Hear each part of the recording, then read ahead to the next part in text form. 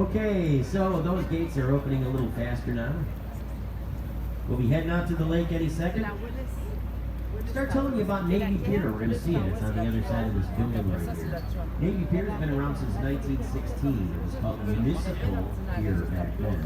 We renamed it Navy Pier in 1927 in honor of the World War I naval veterans in Chicago. It was a big tourist destination back in those days as well, but for a different reason. Back then nobody had air conditioning, so everybody came down to Navy Pier to catch some of those nice cool breezes coming in off of Lake Michigan, bringing a picnic basket down or whatever. After it served its purpose as a pier, it actually became a training ground for the Army and the Navy Air Corps.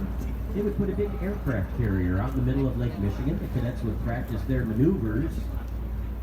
And one of those cadets was our 41st president, George H.W. Bush, who crashed a plane in the middle of Lake Michigan. Lived to tell the tale.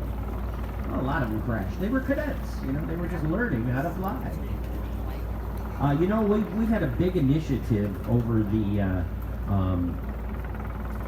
past couple of decades to clean up the Great Lakes in the upper Midwest.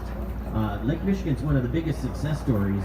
The only reason I thought of this when telling you the story about Navy Pier is because on very clear days, if you're flying over Lake Michigan, you can actually see some of those plane wrecks still on the bottom of the lake. That's how clear our lake is and how clean we've gotten our lake.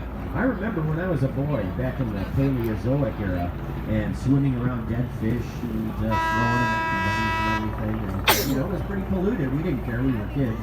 But now it's very, very clean. 35 species of fish out there. Anyway, back to Navy Pier. So after it was the training ground for the Army and the Navy, it became part of the University of Illinois Chicago for many years.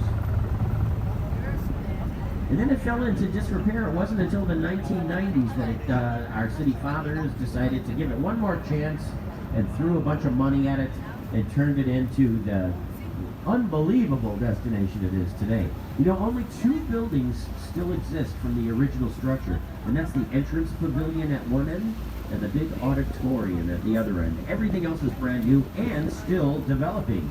There's a 5-story luxury hotel going in at the end there that's designed by Jackie Koo, another female architect in the city of Chicago.